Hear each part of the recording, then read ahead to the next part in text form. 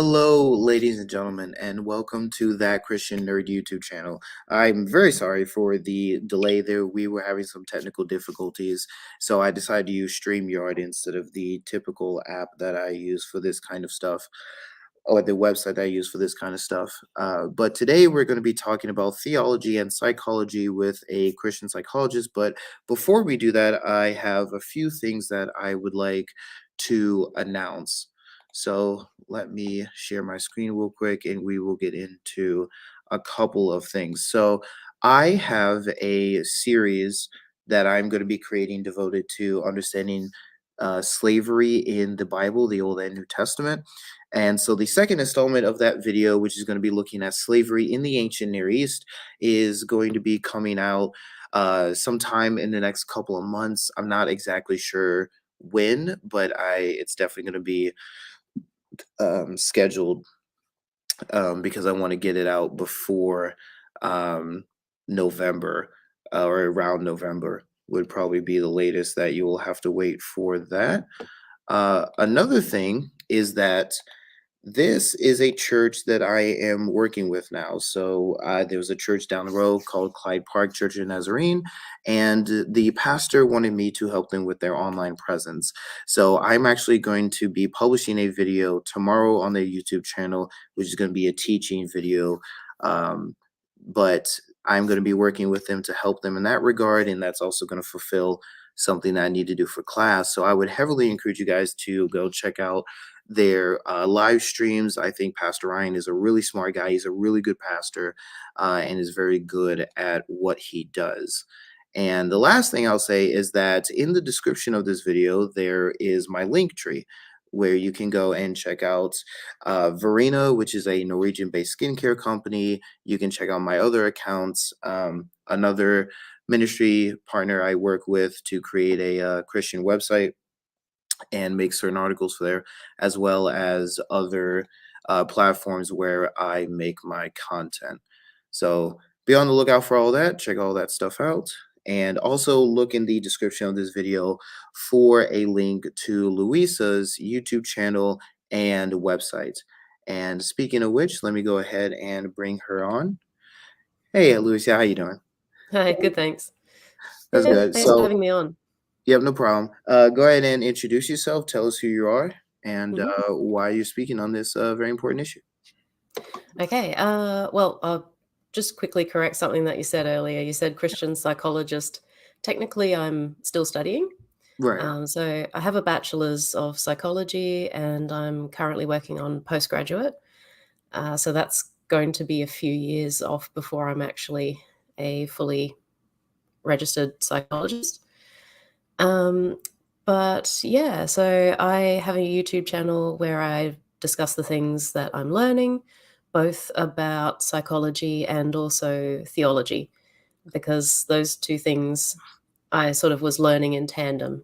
And I started my degree just before I had my Christian conversion. And so they ended up being simultaneous studies and disciplines that I went into. Gotcha. So what is your testimony, if you don't mind going over it real quick, and then how did that kind of relate to your studies in psychology, if it did?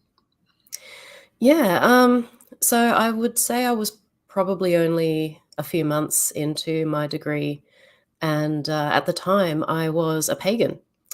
So not just like, a pagan as in like the rest of the world, but actually like a practicing pagan. So I had joined the Druid Society, and I belonged to a Wiccan coven. And so I was fully immersed in the occult and witchcraft, and I actually had a YouTube channel on that. And that was quite popular. It got to over 40,000 subscribers.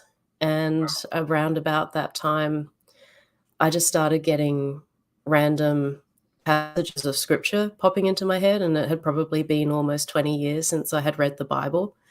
Mm. But these were like word for word perfect phrases. When I Googled them, it was like, oh, this is from Timothy, this is from Matthew, and all of these things that I didn't think my memory was that good. and I don't think it's that good. Facts. So I was like, "Okay, this is really weird."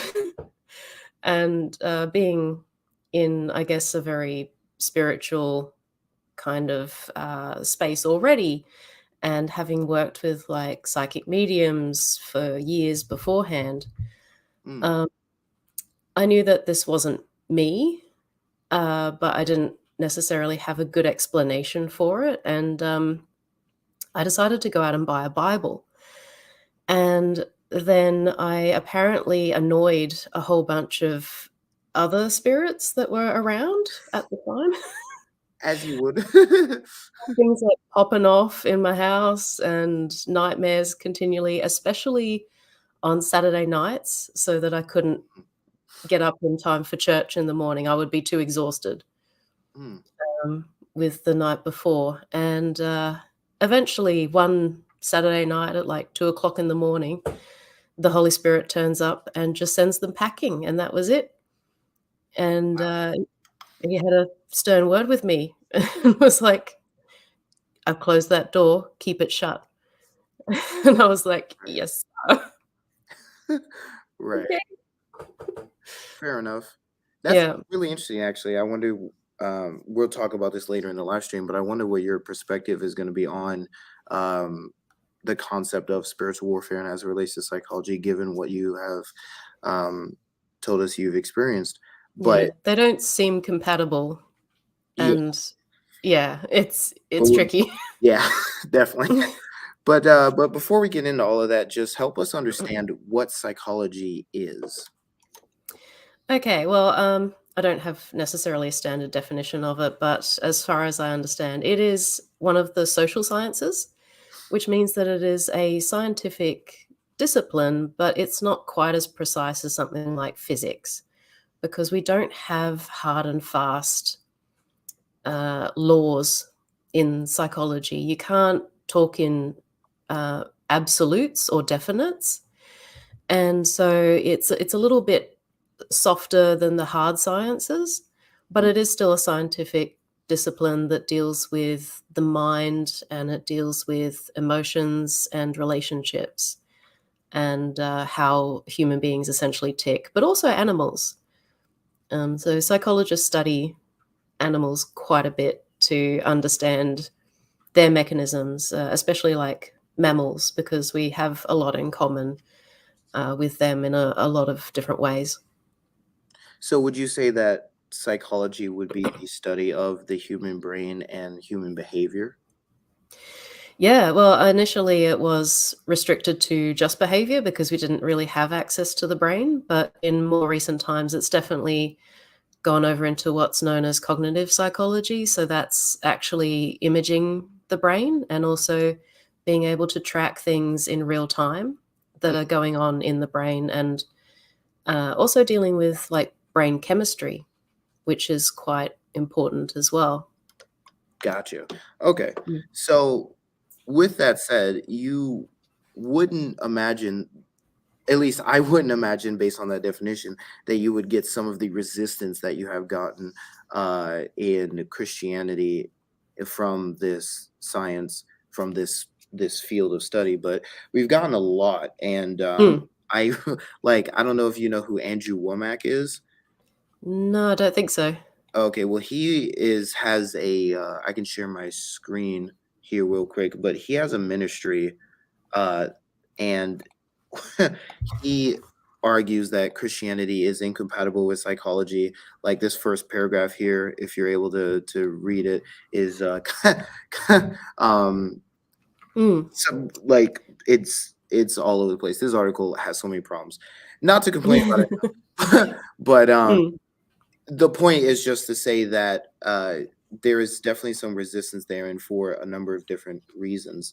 So I guess I would ask, how do you find psychology to be compatible with your faith? Yeah, well, I mean, when I first had my conversion, I definitely questioned whether I was, in the right place. I think when people have like a massive born again experience, they tend to go, "Oh, should I go out and be a missionary now? Like, is that my life purpose?" Um, but no, I was already in the place that God intended me to be, and he was like pushing me to finish it and to discipline myself and to submit myself to learning and to really actually knuckle down and do well. And so, like, without God, I don't think I would have done quite as well in psychology as I have. Um, but yeah, I can understand that there is a lot of um, secularism in psychology. There is a lot of other worldviews in psychology, but there's also Christianity represented at the same time. So there are some very famous psychologists, such as Carl Rogers, who was a devout Christian and who brought Christian principles into psychology, and they are the bedrock of things like the therapeutic relationship. Oh, So interesting. um, he established that you actually have to listen to people Wait, and right. and connect to people and treat them like human beings instead of like lab rats. Right. Um, so yeah, there's Christianity makes psychology better. Mm, Psychology is like anything else, it's a tool. You can use it for good, you can use it for bad, you can, use it to bludgeon people over the head with. Uh, right. or you can use it to help and you can use it to heal. Gotcha. Okay. There's Mm. a comment here that says, "Isn't psychology the study of the mind and its correlation to the brain in a practical sense, whereas Hmm. psychiatry is the more medicinal approach to give a third-party attempt to solve mental problems?" Yes, I actually thought of that, like, after I'd finished saying, like, brain chemistry. I was like, "No, that's actually more psychiatry," because 'cause they're the ones who can, prescribe medication, whereas psychologists can't. Mm, So you have to have a doctor, like a medical doctorate, an MD, in order to prescribe medications. But psychologists are able to diagnose and refer. mm, So in Australia, at least, a psychologist diagnoses a condition or a disorder, and then they refer them perhaps to a GP, and the GP can prescribe the medication. So psychology still needs to know a lot about that stuff, but we don't necessarily administer the medications. gotcha. Okay, okay. So Mm. that would be a big difference between a psychologist and a psychiatrist? Yeah, definitely. Okay. I've always wondered because I've heard those terms used almost interchangeably, it felt like Yeah, sometimes. So yeah. that no, that's good to get those differences out there. Yeah, so great point. Thank you for Yes. adding that. Thank you, Remy. I also see the comments that you left, Remy. We can definitely be praying for that. Mm, Hopefully, if you decide to do that, that goes well for you, for sure. yeah. So, uh, one of the questions that I had for you was, how has your Christian theology influenced you? I see that you also very much like theology. I see that you use Dr. Michael Heiser's work, for example, in your videos and things like that. Um, Mhm. so tell us about, like, yeah, how that has influenced you in this work. Yeah, I mean, it definitely is the lens through which I view psychology, and it's the worldview that I subscribe to when it comes to understanding what's going on with like the results that you get in psychology. Because you get data, but it doesn't necessarily tell you what the data means. Mm, Having a philosophy is what helps you to interpret data.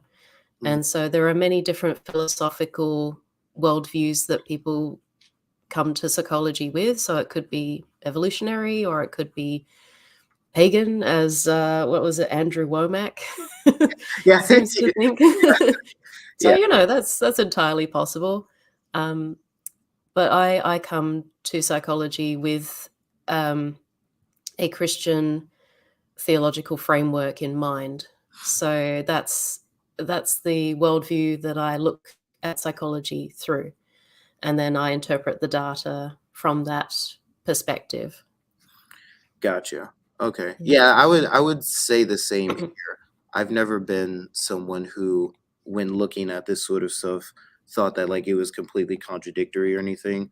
Um, No. I mean, any science, if it's just dealing with the facts, and if the Bible is true, if God is real, then science is no threat, right? Yeah. So we don't need to be afraid of different, you know, knowledge databases. They can be helpful with understanding God and understanding His design and how all of that works together. And it's plenty of food for thought, and helps me to actually understand the Bible as well. Mm. Yeah, there was a uh, marriage and family therapist major. Whoa. Ooh, I have no idea who did that. Is that the door? I have no idea who just did that. Yeah, no, so I make videos on campus. So it is very possible that we just had someone trying Pranking. yeah. Yeah. They can't get through the door, but still it's annoying. My bad. But Yep. so one of the things I wanted to ask you and has been what is the role of spiritual warfare in the field of psychology? Because that seems to be something that is should people should be worried about, and I think for Mm. very good reason. Like, Yeah. my friend had experienced a lot of religious trauma from the fact that she was told Mm. the generalized anxiety disorder, and the other thing she was dealing with was inherently a demonic issue, and they wanted to exercise her, a bunch of other things. And there was also some psychologists, like I'll show you Mhm. this article real quick. Um, Mhm.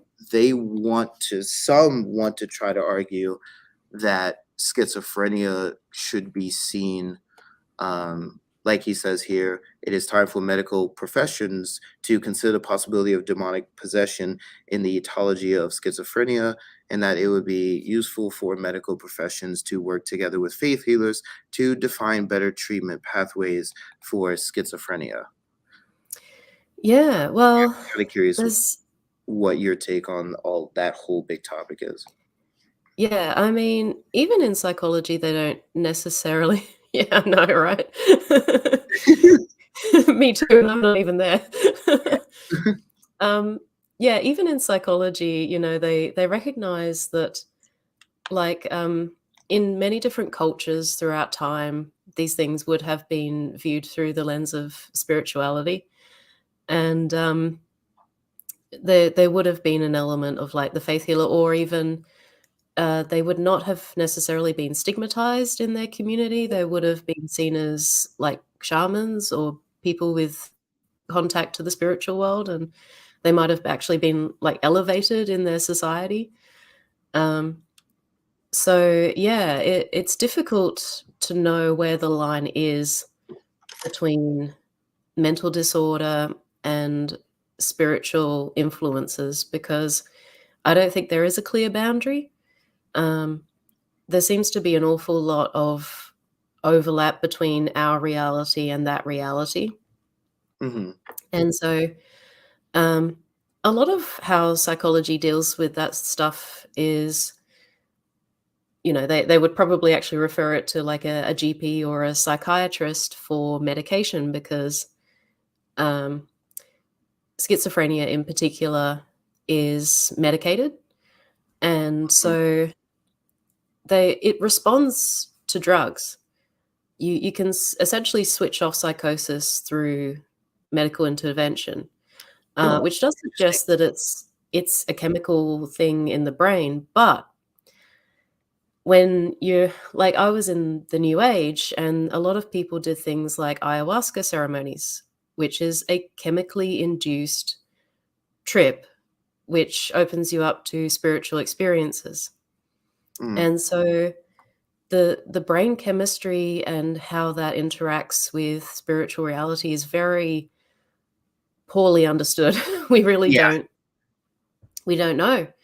And they have been talking about introducing, um, basically, like, LSD into depression treatment in Mm, sort of microdoses. it's actually now legal in Australia. You can prescribe things like I'm not sure which particular drug it was, if it was LSD or DMT or something like that, to someone who has chronic depression because it Bro, I have no idea. Hold on. is someone off their meds? Yes, clearly. Give me 2 seconds.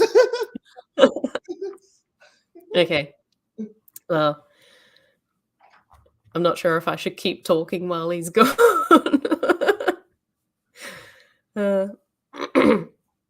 I will say for anyone watching, sorry if I'm a bit nasally, and if I stop to, like, stem my nose, it's because I have hay fever at the moment.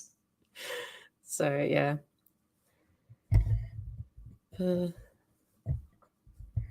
University life. I study off campus, so I don't have to deal with this stuff.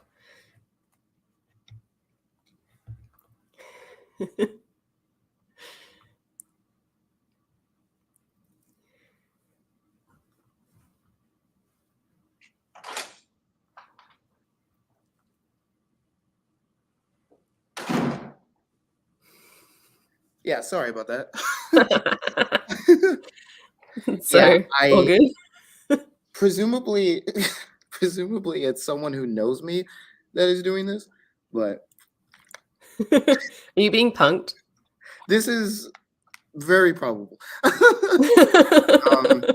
I make the, like yeah, I make the fact that I do this kind of thing Oh, thank you. at university pretty public. I said, I've got hay fever at the moment, so I'm like Oh, I'm sorry.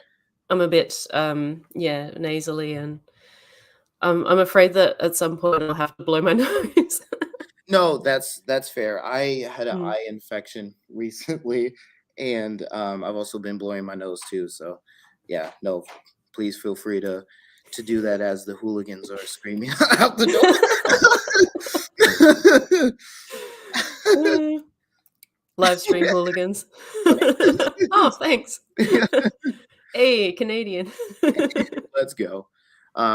Yeah, so we were talking about kind of the intersection between spiritual warfare and the field of psychology. Um, Yeah.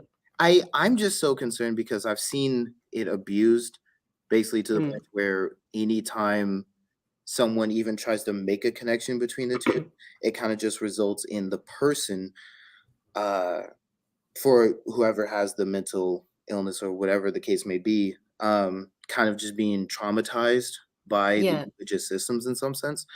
So Yeah, I it's applied way too broadly, yeah, for things like anxiety, and I mean, anxiety is like a natural response of your nervous system to environmental pressures. Like, you can develop anxiety from being abused for years and years. That's just what happens. Like, your nervous system just breaks down. It can't handle it anymore. It's got too many things to worry about. So it generalizes to so many other things and just goes, you need to be scared of everything now yeah, because everything is bad. Uh, yeah, but yeah, there's a lot of damage that can be done to people through spiritualizing mental health problems. So, for example, there's a type of OCD which is specifically religious. And, I'm not sure if you're familiar with OCD I in did general? I did find what you're mentioning, like a couple like Mm. 2 hours before I got here. I was like, "Oh, well, that's interesting." But yeah, go ahead. Yeah. Go ahead, explain, yeah. Yeah, so for anyone who's not familiar, OCD is obsessive compulsive disorder, and the obsessive part is all about intrusive thoughts. So they get these, like, random thoughts in their heads, like, if I cross the street, the building is going to collapse on my head. And Mhm. so they create these little rituals, superstitious rituals that ward off this impending disaster. And, oh, did I say something else? Oh, no, no, no. You said, Oh, he was just saying what you were saying. Okay, yeah, good. Um, yeah, so they create these little rituals, and that's the compulsive part. And so they compulsively do these actions that don't necessarily mean anything or aren't actually helpful. And they do it to superstitiously ward off disaster that most likely will never happen. Some instances of OCD, they think that as they're driving along, that they hit someone and there was literally no one there. Mm, So they have to keep going back and going back and going back and double checking that they haven't hit anyone. And they can spend hours driving back and forth along the same stretch of road, making sure that they haven't hit someone with their car. So there's a religious type of OCD where they think if I stop praying for even 2 seconds, my family's going to die or something along those lines. And so it becomes very disruptive to their lives. They can't function. Like a lot of psychological disorders are labeled disorders because they interrupt people's ability to function in life. So yeah, they can't go to work, they can't maintain normal relationships, all that sort of stuff, and they end up like people who compulsively wash their hands, they end up with sores, and it's extremely damaging to them. So you can essentially give someone religious OCD by telling them that if they stop praying, disaster is gonna strike. right.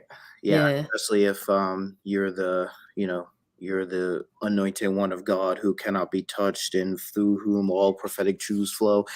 Yeah. Right. Yeah. Oh, that's yeah. That guy knows what he's talking about, right? Yeah. Yeah, it's Mhm. yeah, now the environment that my particular friend was in was really bad, because it was, I'm sure you know what a hyper charismatic is. Yeah, Yeah, it was pretty much a hyper charismatic cult. And right. I say cult, like, not to be Not mean, the I mean, church. like, they actually wanted isolation. Right. They wanted her to isolate. I was their worst nightmare. They kept telling her I had a religious spirit and she needed to stop talking to me because, of course, Mhm. those a cult-like mentality is going to, push away any criticism such that the thing you basically engage in, To like, protect group thing the cult, yeah. and protect the cult, yeah. So Mm, it became a whole thing, but yeah, so and knowing about her experiences and knowing about the experiences of others looking at religious trauma, things like that, i mm. just i i have this feeling that these two relate. I just don't want them to, and I don't know how they do it without hurting the person, you know what I mean? Yeah, I know, it's so difficult, and that's the thing, like, um, going into psychology, I'm very aware that, if I introduce the idea of spirituality as a potential underlying factor, that that could just mess someone up. Uh, but at the same time, it could be the reality, Mhm. and that's a really difficult line to tread. Um, and yeah, so I think any counselor needs to be careful with that stuff, and churches need to take mental health seriously. I mean, obviously, cults aren't going to because Right, it's yeah, all about control and yeah, indoctrination and isolation and exploitation. So, yeah, definitely. yeah. Is there any research in related to that area that you've been able to do to kind of help Um, us to get in relation to that? yeah, not Mhm. there's not a lot, to be honest. Certainly not on, like, Western cultures. They kind of there's, like, anthropology research on, other cultures and how they deal with mental health and that sort of thing, how they view it, but it's more like, "Oh, they think this," and they don't really find out whether that's true or not. So Gotcha. they don't necessarily, like, treat someone with a Western, way of dealing with it, but yeah, I guess because, like, a lot of churches are very, uh if they're inclined to over spiritualize everything, then they're inclined to mistrust the medical profession in general. Yeah, yeah, I've Yeah. seen that too. However, there have been a few psychiatrists who have actually, like the Catholic Church works with a few psychiatrists to actually get people assessed before they are referred to exorcism. So the Catholic Church has a huge process, and they've had to do that over the years because of litigation and because of deaths Right. and Yeah. things like that. Um, so they actually consult with psychiatrists and they get people assessed thoroughly. Um, and so there was a guy, and I can't remember his name. He wrote for the Washington Post, and he was a psychiatrist that actually did assessments for the Vatican. And I think I came across that article too. mm, Yeah. yeah, so he actually found cases which defied, um, psychological diagnosis. So the people were perfectly lucid and they didn't have any kind of disorder, but they just had things going on that he couldn't explain. Mm, And so in those situations, he would refer them back to the Catholic Church. right. That And becomes a kind of obvious thing, right? Where like mm, this is this isn't just a chemical imbalance, but then you would have to ask the question, how do you know? Because mm, obviously just looking is not enough. Right? So yeah. um s- so that kind of gets in the question of how would you know which one's which? And right, he might be able to figure that out, but like people on the ground level, lower churches, Protestant churches, Yeah. assuming they do exorcism at all, Mm, they're not going to be able to, at least in all likelihood, make those distinctions. You know what I mean? no. Yeah. You would need to refer people for um, examination first, and then liaise with doctors. And if it comes back all clear, then proceed. Um, yeah, it's tricky. Yeah, I think that would definitely make sense. Uh, Mm, so another thing that has come up is that there are a lot of people, and rightly so, given everything that's happened. But there are people who are concerned about how the Christian religion affects children uh, right. Yeah. on a psychological level. And so there Mm, was one study that I found, and then you can tell me if you were able to find anything of interest. But this study here looked at that question and said a new study suggests that growing up in a religious household can be a mixed blessing for childhood development. The findings mm. published in the journal Religions show that children raised in religious families tend to have enhanced social and psychological skills. Bro, bro, what are We'll you exercise him later. doing? I know, literally. Um, I am sorry. I don't know why they are doing that. Um, give me 1 second. I'm Uh, going to read this while you're at it. okay. So, a new study suggests that growing up in a religious household can be a mixed blessing for childhood development. The findings published in the journal Religion show that children raised in religious families tend to have enhanced social and psychological skills, but may perform less well academically compared to their non religious peers. Yeah, I mean, that makes a lot of sense. If It depends on where the study was done, because like countries vary. Um, It says so the University of Texas, yeah. yeah, yeah. Yeah, so American cohort. Um, yeah, there's a lot of emphasis in sort of American Christianity on not being part of the system.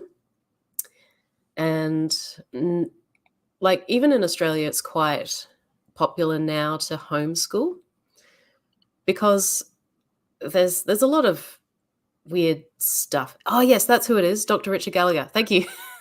Oh, I might have actually seen Ah, that video. I he should did an watch that interview with on. Sean McDowell. Yeah, I Okay. should watch that. Yeah, yeah. Mm, um, Yeah. He affirms that it's real. Um, so, you know, intelligent, well-trained people do acknowledge that the spiritual is a factor. yeah. Um, yeah, so homeschooling in Australia is really taking off. A lot of people not wanting to be like part of the system, which is very understandable because there's a lot of strange stuff being introduced into schools recently, around like identity and how, you know, you can just ignore reality in favor of whatever your imagination wants. Like the teacher who got annoyed with her students because they said that their classmate was not a cat. Mhm. and, Fun. and she was like, no, they are a cat. Affirm their identity. And it's like, so are you going to put a litter tray in the corner for them? Like, Yeah. uh, yeah, where does it end? So schools are kind of turning into a bit of a circus at the moment. And so I can understand why uh, they're less inclined to engage with education. But it's not a good trend because it means that we don't have Christians in education who can Yeah. like go on to change things from the inside and to push back and do that work and just be a bit of a moderating influence in those particular places for the kids who don't have a religious upbringing and who are trying to navigate the wild wild west out here. Mhm. Mm. Um, yeah, so that's interesting. I didn't really uh, look into that so much with childhood development. I was more interested in like early childhood development. Yeah, Um, that's fair. and I mean, it as the article says, is there's mixed blessings when it comes to religious upbringing, and I think it just religion in general tends to be good for humans. So whether it's Christianity or another religion, the research says that we are essentially creatures that need religion Right. in our lives to give us like a sense of hope and a sense of purpose, and to trust in something beyond ourselves and our limited capabilities. So there's nothing in psychology that says that religion is bad or religion is wrong. They just don't tend to differentiate between religion, unless it is actually a, a Christian research um, institution that's actually looking into it. So um, one of the things that I have found uh, when it comes to like children and Christianity in particular is that Christianity has always been good for children's health. So in terms of things like child infant mortality rates, Mhm. so infant mortality tends to go down when Christianity comes in, and one of the things that contributes to that from a study that I found, which was actually in modern day India, Mm, because India has quite segregated communities. So the Hindus and the Muslims and the Christians, they don't generally mix. mm. They have distinct communities, and so they can kind of study populations by religion, which is interesting. And because it's not like a Christian nation, like, for example, Australia has good sanitation and good education and equal rights for women, um, just as a general population. So everyone takes it for granted and they don't realize that that's actually a Christian influence.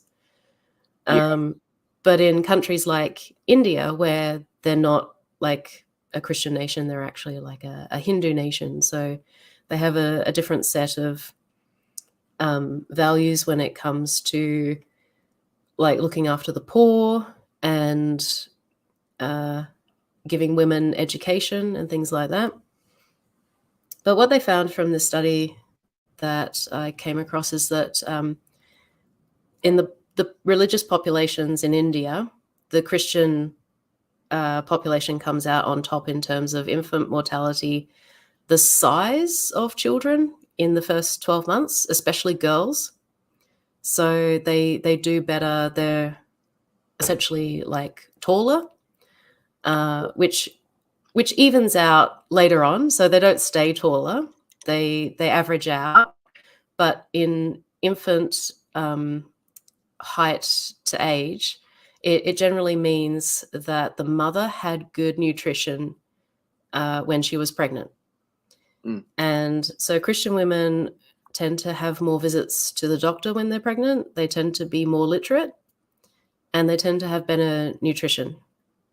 And so it's testament to the egalitarian nature of Christianity when it comes to male and female relationships, which a lot of American churches seem to be denying at this point in time. They're like, no, men and women are not equal. And it's like, It's a whole thing. well, yeah.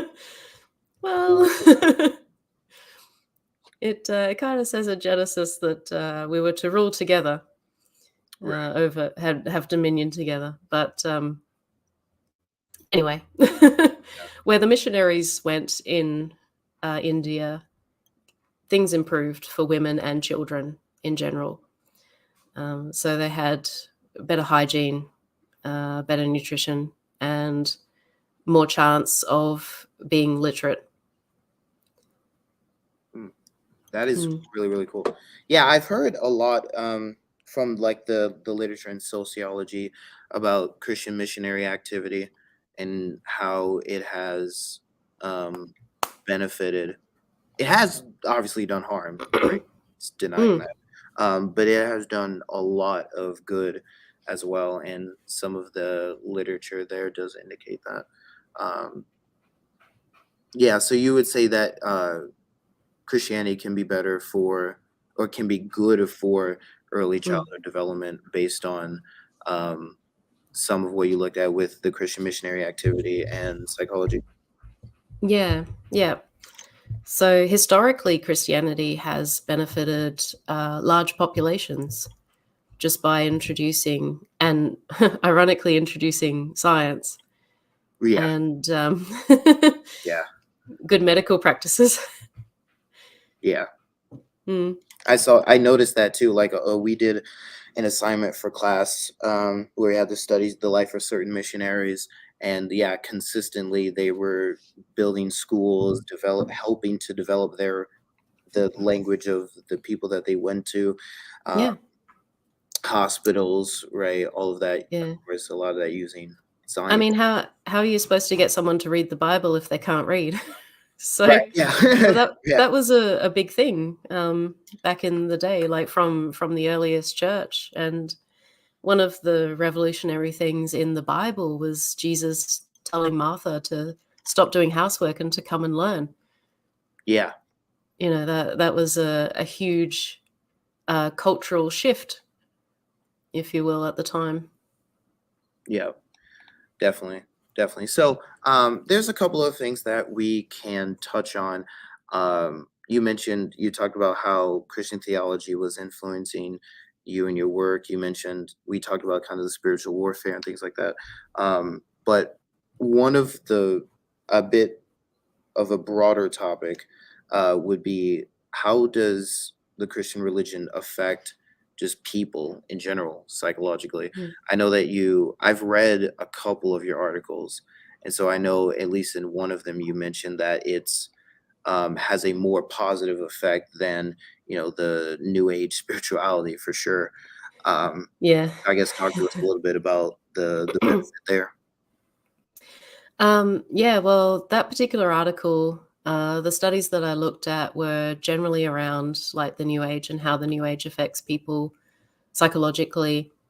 And it didn't necessarily Actually, I think one of them specified that Christianity was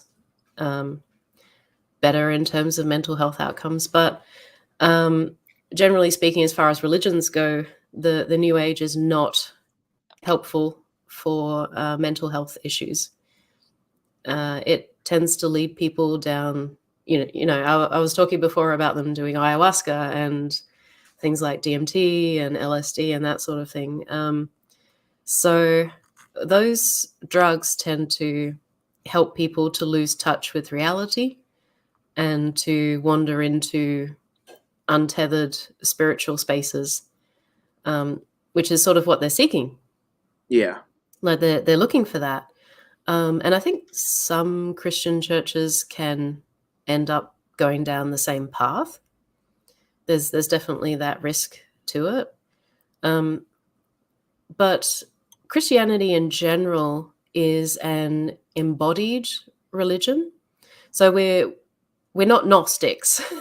Yeah, we definitely. we don't deny the physicality, and we don't deny the importance of what we do physically Yeah. and how that impacts us spiritually. So there is actually more of an emphasis on reality if you are studying proper Christianity and not like New Age Gnostic kind of Christianity, which has become a little bit popular in the hyper-charismatic churches.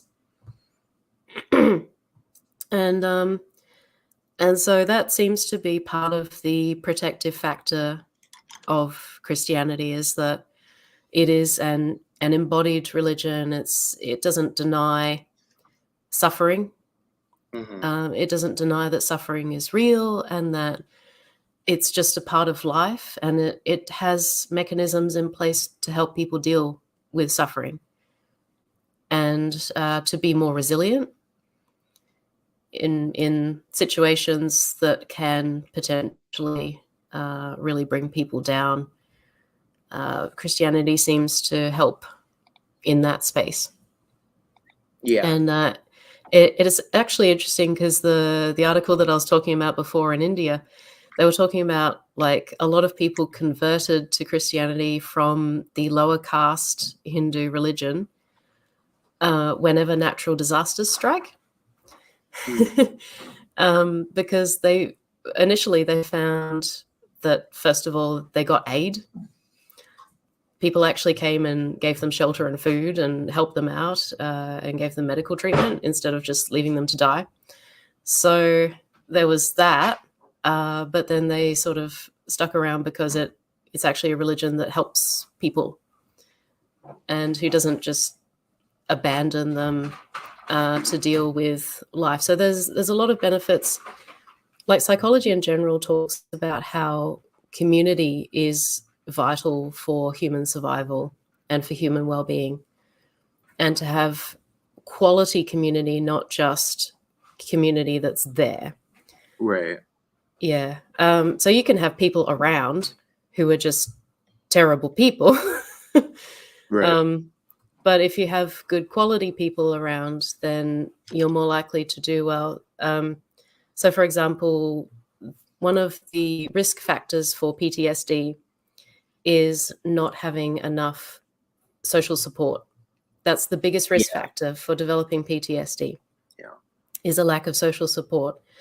And communities in general provide that. So you can find that in other religions as well, like Muslim communities provide community.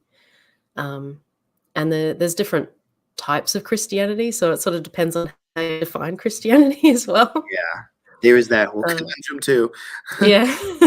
So it's like, yeah, I mean, the same can be said for, Mormon communities and Jehovah's Witness communities and that sort of thing. But yeah, it's hard to study these things because, like I said, how do you define Christian? And so that's a bit of an issue there. But another thing, so schizophrenia, one of the biggest risk factors for relapse in schizophrenia and for having another psychotic episode is going back to live with family who are very emotionally dramatic. Mm. Is kind of the the description of the environment. So, like, medication obviously helps, but even medication can't necessarily combat that problem. Yeah. Yeah. So it depends on, like, the emotional environment that people are in. If people are in their environment are emotionally stable, if they are present enough to care and to provide that social support that people need when they are going through difficult times. Yeah, so it's not restricted to just Christians, and, like, there are plenty of Christians who don't really fulfill that role for their family. Yeah. Yeah. So it's tricky. Yeah. Hope. Yeah, and that's one thing. It's just Christians that aren't living up to a virtuous standard. It can be, harmful to people in a psychological way too. So it's important to Mm. not just be Christian, but do truly To follow. do Christian. Yeah, to do Yeah, Christian. Yes. yeah. Yes. Yeah. Absolutely. So one of the things I want to talk about real quick was that there is, of course, the acceptance of evolution and other things in psychology, and Mm. I I am not a young Earth creationist. Maybe you disagree with me. I know other people disagree with me. That's totally fine. But so I do not accept a view of Genesis that would contradict the theory of evolution. So that doesn't bother me. Mm. But I imagine for some young Earth creationists and others who do see the value of psychology, it might bother them to see evolutionary psychology or something like that. Um, Yeah. so if you are one of those, you can talk about that. And otherwise, what would you kind of say to that Christian who might say, I see the value in helping people mentally. God created the mind, all of that stuff, Mm. but I don't accept this. Yeah. And, it can be funny sometimes, like, studying psychology, because there was one of my textbooks where, I opened up the page and it was talking about evolutionary psychology, and then it used the phrase "design," and I was like, "Is it evolution or is it design?" Because you're talking about design in evolution, and it's like, well, evolution is about not designing. It's about just random happenstance unfolding over long periods of time until, ta-da, here we are. And yeah, that's one of the big plot holes in evolutionary theory, is the fine-tuning of the universe and also the sophisticated level of design that we see in things like even just the human eyeball. Yeah. So evolutionary theory is not perfect. There are a lot of people who sort of espouse it almost like a religion. But then also young Earth creationism is not perfect either. Yeah. And so there's a lot of room for just not knowing. And the Bible itself is not that clear on like the exact time frame and when things were made and that sort of thing. Like, you read Genesis 1 and it says that God was hovering over the waters. And it's like, so there's something there. There's already something that exists. And then he starts I don't mean. creating order out of chaos. And that seems to be more the theme of Genesis Mhm. rather than like explaining how things were made. It's that, there was chaos and then God brought it into order. Mhm. Um, and and that is sort of what we see a lot in the world around us and in the universe around us, is that it looks very chaotic, and there's a lot of like, large processes that seem very overwhelming, especially to the human mind. Um, but God is capable of having it all in hand and of directing things to go where they need to go, and that there is a design behind it. There's a mind behind what we see around us. Mhm. Mm. Yeah, definitely. Um, I think, I didn't mean to interrupt you if you were finishing your thought. Go ahead. oh no, I was just gonna say, like, I don't think you have to subscribe to evolution to study psychology, any more than you need to subscribe to young Earth creationism to be Christian. Mm, I definitely think that's a good way of putting it. Yeah. Yeah. Like the two are not synonymous, they're not mutually exclusive. You can keep an open mind um, about both, and certainly within the concept of intelligent design, there's room for adaptation. I mean, you look at things like AI, and AI is programmed to adapt because that's the most effective method of using it. So it stands to reason that a sophisticated creator who has intelligent design would build in adaptation and the ability to respond to the environment so that things don't just die Right. when the environment changes. Right. Yeah, Mm, that makes sense. There's definitely a lot we could explore, among all those. I've certainly been trying to figure out what I believe in relation to yeah. all of that. Oh, Um, there is one thing I would say when it comes to psychology. So there's different like schools of thought in psychology. It's not just one big field. You kind of study all of it to get an idea of what you're interested in. But evolutionary psychology is just like one school of thought. Um, so you can go into like other disciplines, and you don't even have to really subscribe to evolutionary psychology that much in order to study psychology. Um, but one of the most famous evolutionary psychologists is Jordan Peterson, yeah, and he has absolutely changed his mind. yeah. I don't think he's a Christian currently, but he definitely has No. uh, been very comfortable with the Christian religion and with well, Yeah. comfortable, I should say. He has very interesting views. uh, Yes. yeah, yeah, for sure. Um, Hmm. But yeah, so those are kind of the base questions that I had for you. Real quick, I'll mention we can kind of keep the live stream relatively short, especially because I don't know if there are any other evildoers in the area. But but I know that you saw my video on narcissism. Um, Yeah. when I was a yeah, she was a Christian counselor. She has a whole ministry with a lot of followers. And yeah, she Mm. was claiming that narcissism, the origins of it are demonic rather than looking at what the field actually says about it, which was surprising to me, Mm. and what spurred me to do this video because, like, you're a counselor, you know what I mean? Like this, this is the main thing she deals with in her Yeah. ministry, apparently. So, like, the last thing you should be doing is saying something like that for which you have no evidence, and evidence actually contradicts you, especially as a, like I said, a counselor who should know, I presume, should know something about psychology, right? You know what I mean? You'd think so, yeah. Yeah. Yeah.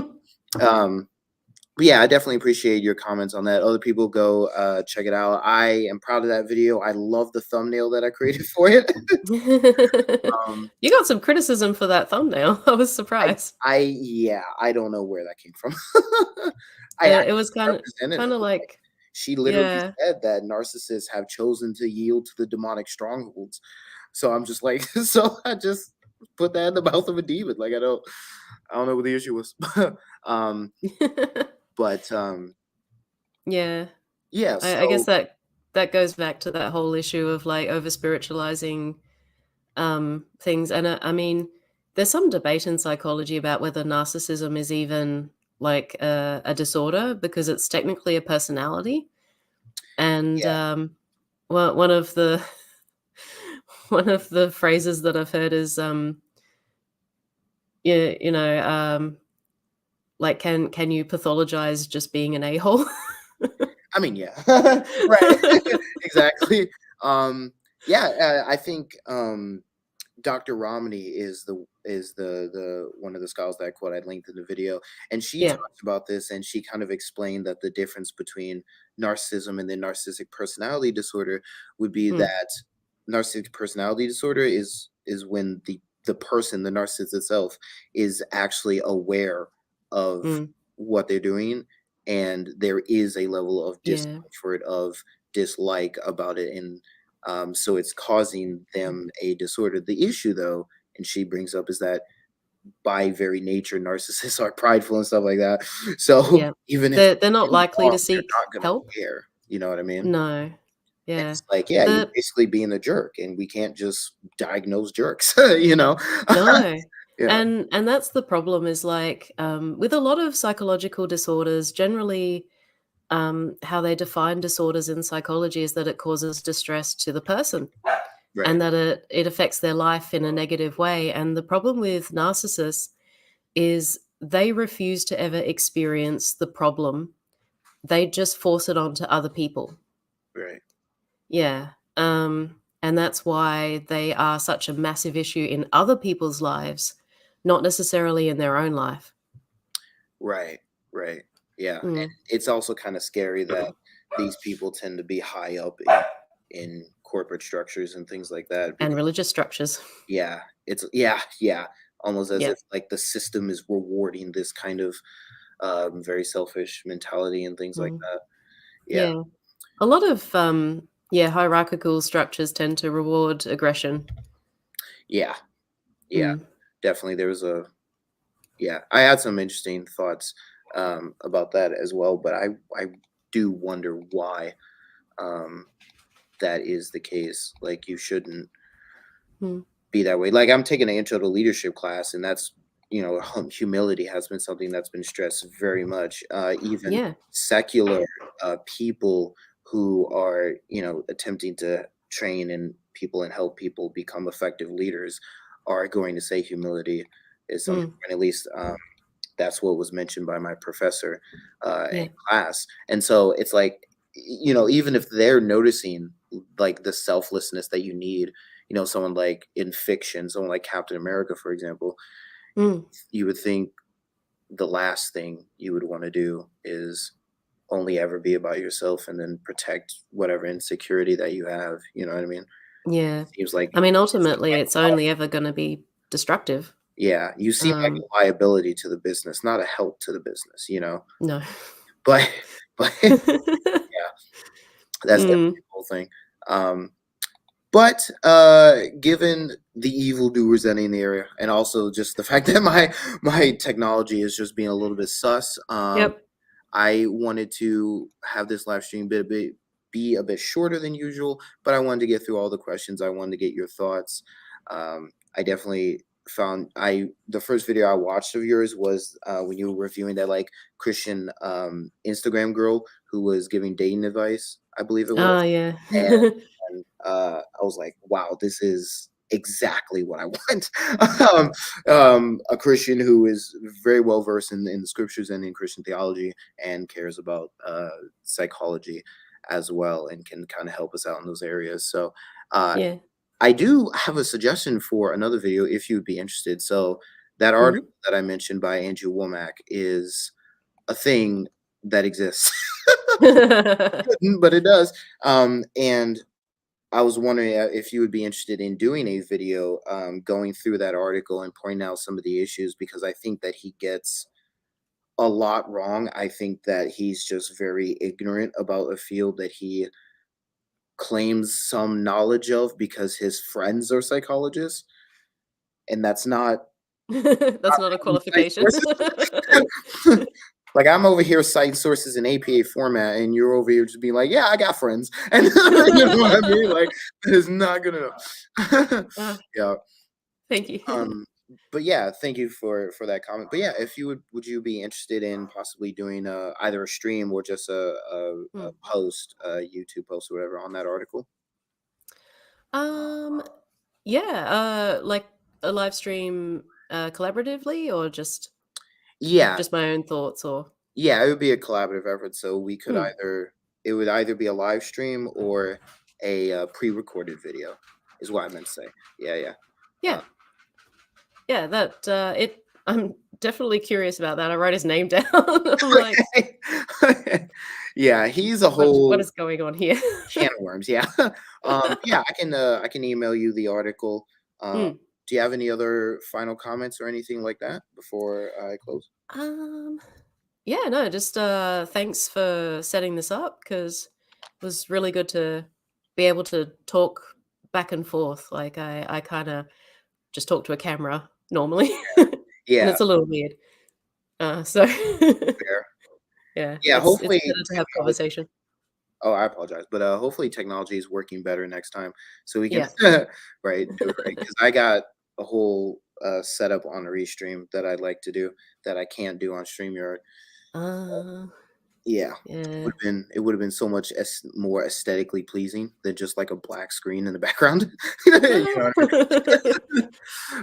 Oh, well. Yeah, thank you so much for joining me, I really appreciate it, I hope I can get you back, on the channel where, Yeah. I call myself that Christian nerd because, um, the topics I'm interested in are vast, and psychology is definitely one of them. So I'd love to have Yeah. you back. To anyone watching, thank you so much. The link to her channel, her website, and all my content will be down in the description. So please check those out. Is there anywhere else that they can support you other than your website and your YouTube?